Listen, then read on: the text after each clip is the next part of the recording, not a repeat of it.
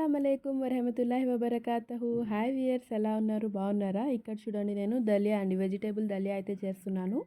ఇది చాలా సింపుల్గా, టేస్టీగా అండ్ ఫుల్ ఆఫ్ విటమిన్స్ ఉంటాయండి. మనకి ఎవరికైనా హెల్త్ బాగాలేనప్పుడు ఇది చేసి ఇస్తే వాళ్ళకి కూడా చాలా మంచిగా ఉంటుంది.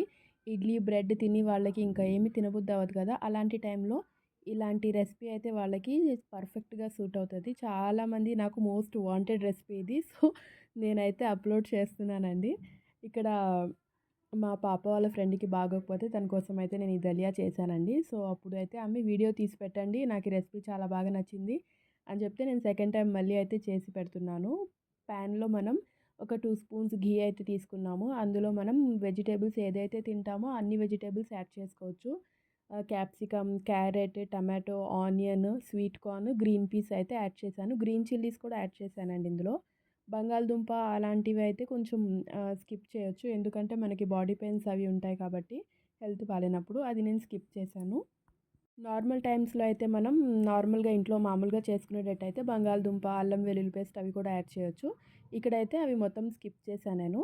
ఇప్పుడు టేస్ట్కి సరిపడా సాల్ట్ వేసి మొత్తం మంచిగా మిక్సప్ చేయండి. ఇప్పుడు కొంచెం హల్దీ అండి, టర్మరిక్ పౌడర్ అయితే యాడ్ చేశాను, పసుపు యాడ్ చేసి మంచిగా మిక్సప్ చేయండి. కొంచెం ఆయిల్లో ఫ్రై అయ్యే విధంగా, అదే ఘీలో ఫ్రై అయ్యే విధంగా మంచిగా మిక్సప్ చేసి లిడ్ పెట్టి ఈ వెజిటేబుల్స్ అన్నీ సాఫ్ట్ అయ్యేంత వరకు మీడియం ఫ్లేమ్లో పెట్టండి. ఇక్కడ చూడండి, 2 స్పూన్స్ ఎర్ర కందిపప్పు, 2 స్పూన్స్ పెసరపప్పు అండి, మూంగ్ దాల్, మసూర్ దాల్ అంటామండి, ఆ రెండు సోక్ చేసి పెట్టుకున్నామండి వాటర్లో. సేమ్ అదే హాఫ్ కప్ ఇక్కడ దలియా అండి. దలియా అంటే గోధుమ రవ్వ ఉంటుంది కదా, బన్సీ రవ్వ అంటాము, అది ఒక హాఫ్ కప్ అయితే మనం సోక్ చేసి పెట్టుకున్నాము. ఇక్కడ వెజిటేబుల్స్ చూడండి చక్కగా కుక్ అయినాయి, సాఫ్ట్ అయినాయి మంచిగా. ఇలా స్మాష్ చేసి చూస్తే టమాటోస్ అన్నీ మంచిగా స్మాష్ అయినాయి. సో ఇప్పుడు మనం ఇక్కడ ఈ ఈ పప్పు ఏదైతే మనం నానపెట్టామో 4 స్పూన్స్ అది యాడ్ చేయండి. యాడ్ చేసి ఒక హాఫ్ కప్ వాటర్ యాడ్ చేసి లిడ్ పెట్టి ఆ పప్పు అనేది కొంచెం మంచిగా ఇలా చేత్తో మనం ఇలా స్మాష్ చేస్తే మంచిగా స్మాష్ అయ్యే విధంగా ఉడికేంత వరకు మంచిగా బాయిల్ అవ్వనివ్వండి. ఇది చాలా టేస్టీగా ఉంటుందండి రెసిపీ. దీంట్లో మనం జీరా, ధనియా పౌడర్ అవి నేనేమి యాడ్ చేయట్లేదు. సో మీరు ఇంకేమైనా స్పైసెస్ యాడ్ చేయాలనుకుంటే, స్పైసీగా కావాలంటే ధనియా పౌడర్, జీరా పౌడర్, ఇంకా ఎండుమిర్చి అంటారు కదా, దాంతో కూడా బగారా అనేది చేసుకుంటే, దీని మీద తాలింపు అనేది వేసుకుంటే స్పైసీగా కూడా ఉంటుంది. ఇది చాలా టేస్టీగా ఉంటుంది. ఇప్పుడు ఇక్కడ చూడండి, వాటర్ కూడా యాడ్ చేసి లిడ్ పెట్టి ఈ పప్పు అనేది మంచిగా ఉడికేంత వరకు సైడ్లో పెట్టండి. అలాగే మీడియం ఫ్లేమ్లో పెట్టండి.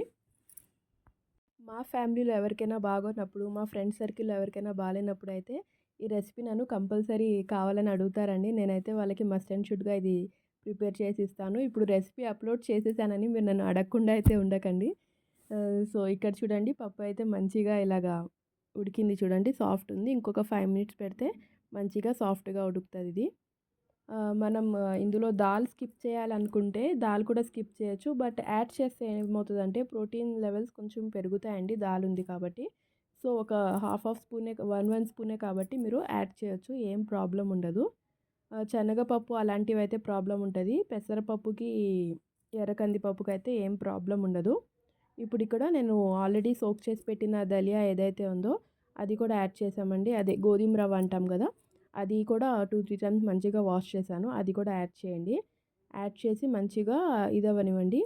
ఇప్పుడు ఈ పప్పు అనేది ఉడికినాక నేను 1.5 కప్ వాటర్ యాడ్ చేశానండి. 1.5 కప్ వాటర్ వేసాను, పక్కన వేడి చేసి పెట్టానండి. వాటర్ మంచిగా మరుగుతున్న వాటర్ అయితే యాడ్ చేసి అందులో ఈ దలియా అనేది యాడ్ చేశానండి. యాడ్ చేసి కొంచెం వాటర్ ఎక్కువగానే ఉండాలండి, ఎందుకంటే ఇది నార్మల్ టెంపరేచర్కి వచ్చేటప్పటికి మళ్ళీ మంచిగా గట్టిగా అయిపోతుంది. సో కొంచెం వాటర్ ఎక్కువగానే పెట్టి పైనుంచి కొత్తిమీర, పుదీనా వేసుకోండి. టేస్ట్, ఫ్లేవర్స్ మంచిగా ఉంటాయి, ఫ్రెష్గా ఉంటాయని చెప్పి. సో ఇప్పుడైతే చూడండి, ఇలా ఈ కన్సిస్టెన్సీ ఉన్నప్పుడైతే మనం స్టవ్ ఆఫ్ చేసేసుకోవచ్చు.